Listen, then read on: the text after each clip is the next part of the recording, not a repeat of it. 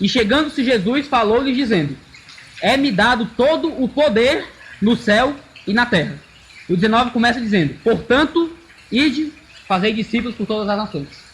Deixem-me ser excessivamente didático. Se eu digo, eu te amo, portanto, quero te ver feliz. Eu estou dando um motivo, certo?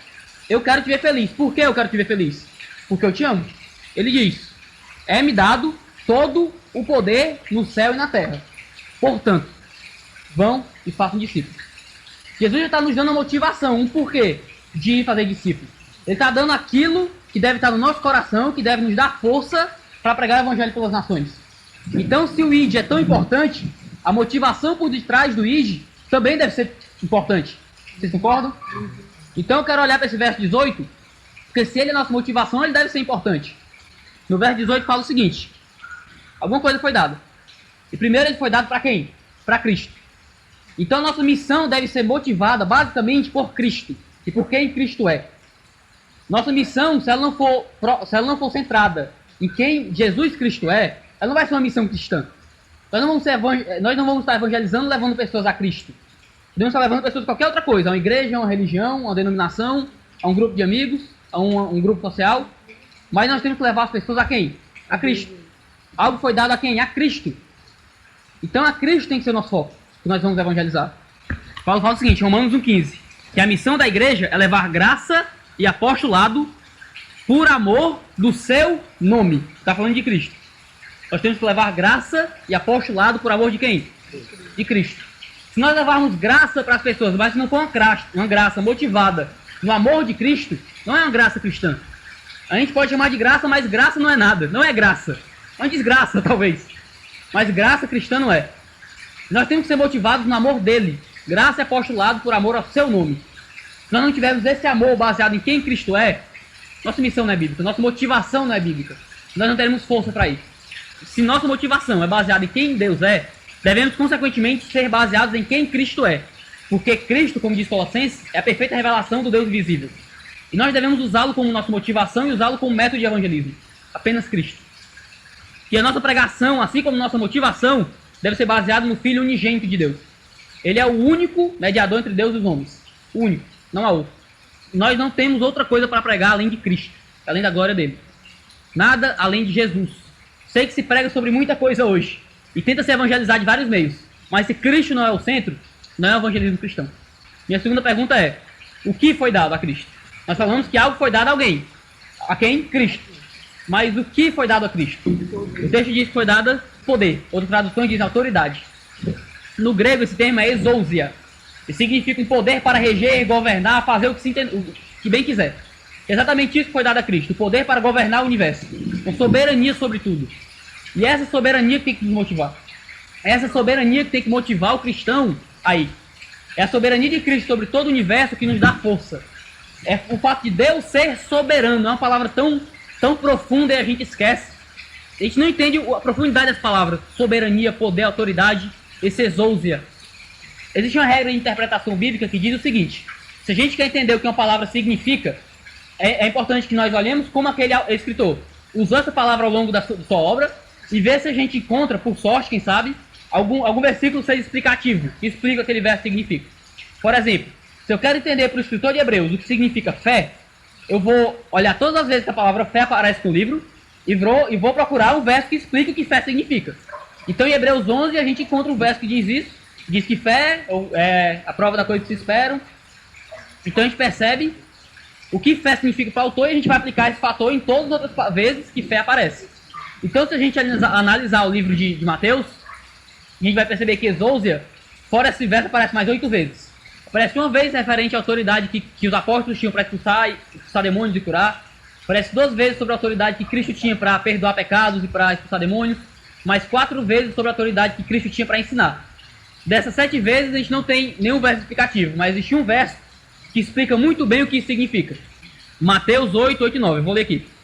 E o centurião, respondendo, disse: Senhor, não sou digno de que entreis debaixo do meu telhado, mas dize somente uma palavra e meu criado há de sarar. Pois eu também sou homem debaixo de autoridade, exousia. Ele tem essa mesma coisa que Cristo tem. Essa autoridade, esse poder, essa exousia. Ele diz o seguinte: também sou homem debaixo de autoridade. e tenho soldados das minhas ordens. E ele vai explicar agora o que exouso significa. E se eu digo a esse vai, ele vai. Se eu digo a esse vem, ele vem. E ao meu criado faz isso, e ele faz. Que gloriosa autoridade de Cristo. Cristo tem autoridade para olhar e dizer, faça isso, e fazer. Haja luz, e a luz haver. Que os animais venham e se reúnam, eles se reúnem. Cristo tem autoridade. Se eu tenho um engenheiro, eu digo para o pedreiro, construa essa parede. O engenheiro tem autoridade sobre o pedreiro e o pedreiro vai construir a parede. Mas se ele disser nada, parede, aparece. Parece nada. Porque o engenheiro não tem autoridade sobre o que não existe. Mas Jesus tem essa autoridade. Pelo poder da sua palavra, ele cria tudo que existe. Ele diz, haja luz e a luz aparece. Ele diz, aparece uma parede e a parede aparece se ele quiser. Porque ele tem autoridade para mandar e acontecer. Vocês conseguem perceber como isso motiva o cristão? Nós não estamos indo ao léu. Nós não estamos simplesmente indo fazer algo que Cristo não está no controle. Cristo está no controle de tudo. Ele sabe tudo que acontece. Ele ordena tudo que acontece. Ele é soberano. E isso tem que estar incrustado no nosso coração com força mesmo.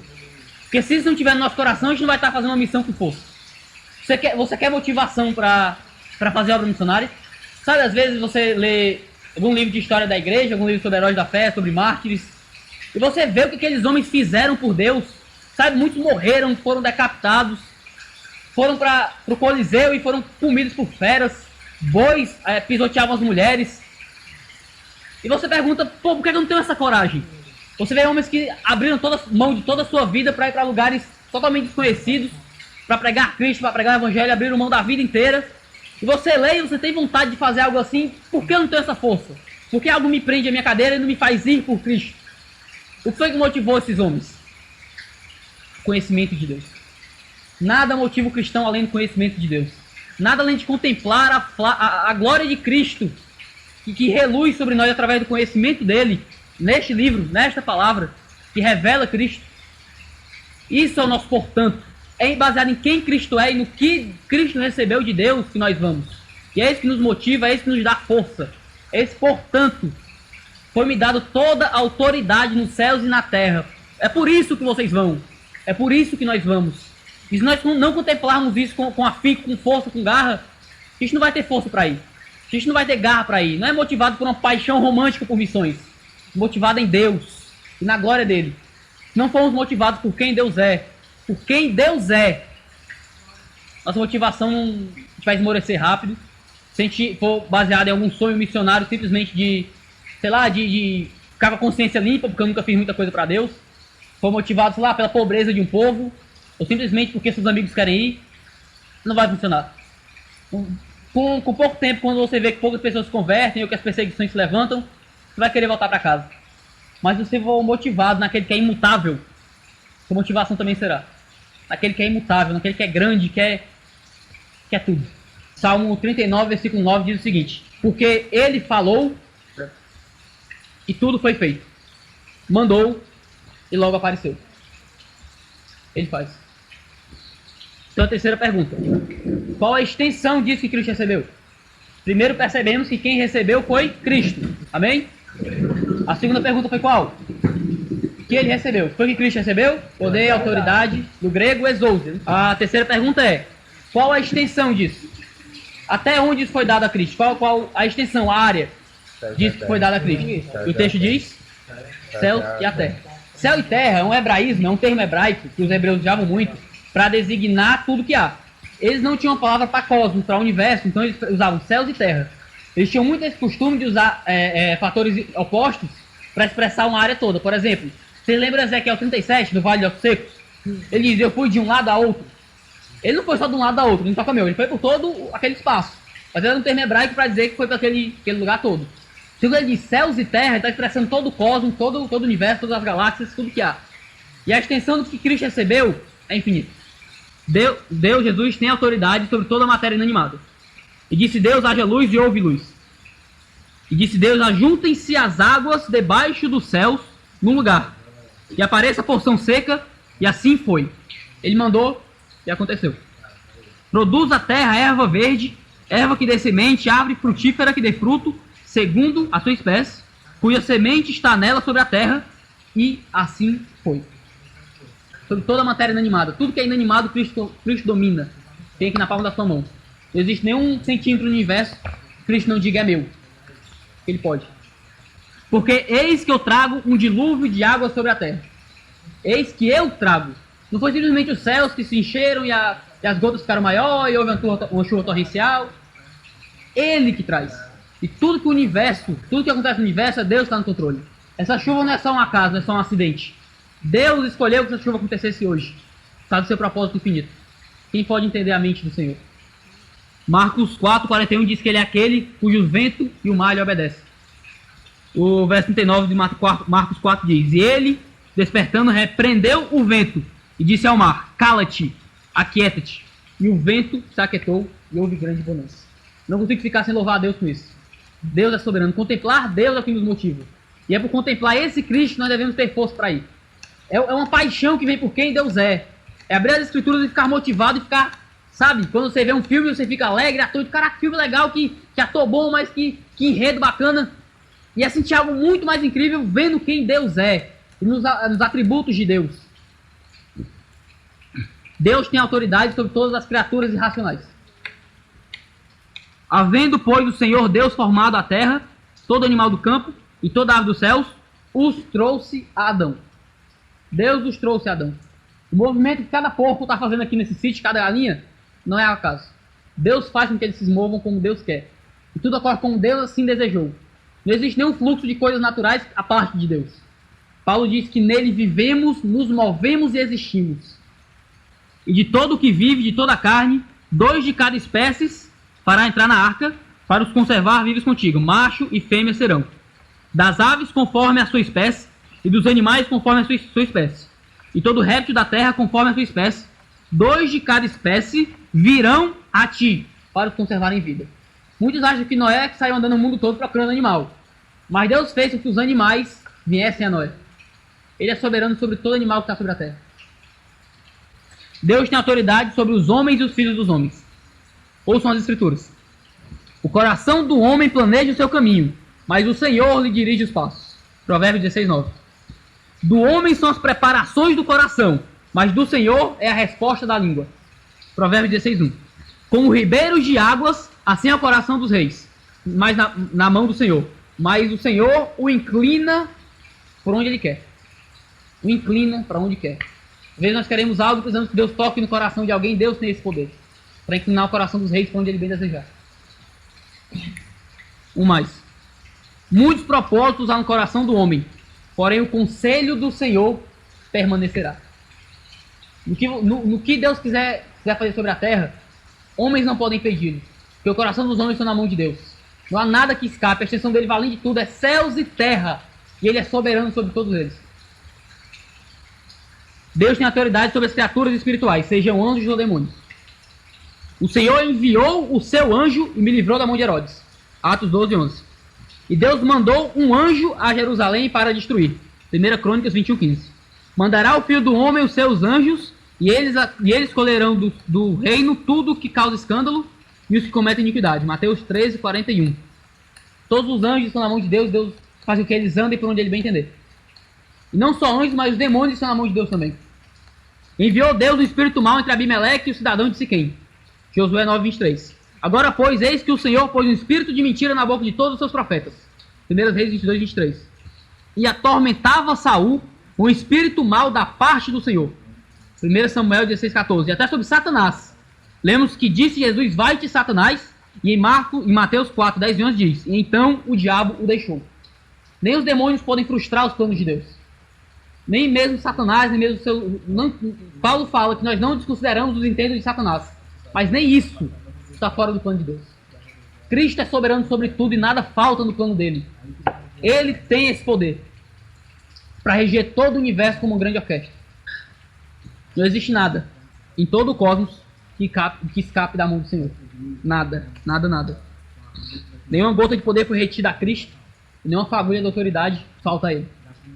Vocês conseguem perceber como isso é glorioso para nos motivar as missões? Isso é glorioso, glorioso, glorioso. Porque toda a nossa obra, tudo que vai acontecer, podemos contar com a glória e a majestade de Cristo. Tudo. Nós não estamos sozinhos, nós estamos indo para uma missão suicida. Nós Nós estamos indo guiados pela mão do soberano. Ele vai nos guiar pelos caminhos dele. Ele vai nos guiar pelo que ele quer. Isso me motiva. Não sei se motiva vocês, mas eu fico motivado por isso. Se não fosse por isso, eu ficaria desesperado. Se não fosse por isso, quando as coisas dão errado, eu ficaria triste, eu ficaria chorando no canto, sem saber o que fazer, mas há alguém que domina tudo isso. E há alguém que vai cumprir o seu propósito. E há alguém que em cada detalhe vê um porquê. Cada detalhe. Eu posso crer que tudo, como diz Romanos 8, vai cooperar para o meu bem, para me formar a imagem de Cristo e levar outros à imagem de Cristo. Tudo, porque Ele domina tudo. Isso me motiva. Espero que motive isso também. Olhe como o poder de Deus é poderoso. A última pergunta é: quanto dessa autoridade foi dada para Jesus? Quanto? Vimos que foi dada autoridade a quem? Jesus, e que isso vai por todo o universo. Nada está fora desse alcance. Mas o quanto dessa autoridade foi dada para Cristo? A gente está no verso 18, estamos aqui destrinchando o verso 18, tentando aprender o que Cristo está dizendo nesse verso 18. E ele diz: é-me dado todo o poder. Todo. Isaías 14, 27 diz: porque o Senhor dos exércitos o determinou. Quem o invalidará? Quem? Bem sei que tudo podes, e nenhum dos teus planos pode ser frustrado. Jó 42, 2. Todos os moradores da terra são por ele reportados em nada. E segundo a sua vontade, ele opera com os exércitos dos céus e os moradores da terra. Não há quem lhe possa deter a mão. Nele dizer: o que fazes? Daniel 4. Salmo 115, versículo 3. No céu está o nosso Deus e faz tudo como lhe agrada. Tudo. Todo o poder foi dado para Cristo e nada pode detê-lo. Não há ninguém mais poderoso do que Ele. Um dos grandes atributos de Deus se chama transcendência. Ele transcende tudo que há. Não há quem ame mais que Deus, não há quem seja mais justo que Deus, mais paciente que Deus, e não há quem seja mais poderoso do que Deus. Transcende toda a nossa imaginação. Isso é discutido há mais de 4 séculos sobre a soberania de Deus ao redor do mundo. Isso tem sido tema central de muitos escritores, muitos pregadores. Alguns teólogos antigos, como João Calvino, como Karl Barth, como Tyndale, eles concordam que o tema central do Novo Testamento é que Cristo é soberano sobre tudo. Tudo. Nós temos lido a Bíblia procurando geralmente algo para nós. A pergunta é: sobre quem a Bíblia fala? Sobre mim? E sobre como eu me sinto em relação às coisas? Ou sobre Cristo? E como devemos nos sentir em relação a Cristo? Algo para se pensar. Resumindo tudo com uma frase, tudo que foi dito até aqui se resume nisso. O que deve nos motivar para ir fazer missões é a soberania infinita de Cristo sobre tudo. Tudo. Nós não vamos ter isso forte em nós se nós não mergulharmos nesse. O que vai te fazer um bom missionário não são conferências missionárias, não são escolas de missões. Eu gosto de escolas missionárias, eu gosto de escolas de missões. Se eu não gostasse, eu não estaria aqui. Mas isso não vai ser tudo. Isso não vai ser tudo. O que vai te fazer um missionário é isso aqui. Esse livro. Nossas missões hoje são ateológicas, como alguns dizem. Não existe qualquer teologia nas nossas missões. Nossas missões hoje em dia se baseiam apenas em falar 4 passos para ir a Cristo, como você se sente em relação a Deus, você sabe que é um pecador.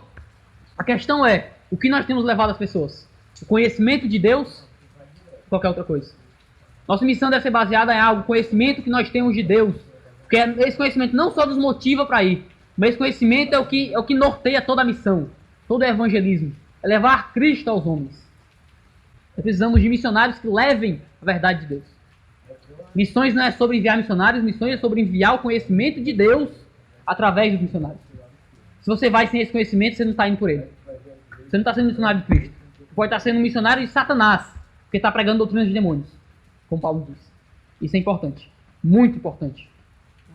Talvez seja o fator mais importante em todas as missões. Então, já que nós olhamos para o verso 18, tentamos destrinchar um pouco aqui o que o verso 18 diz.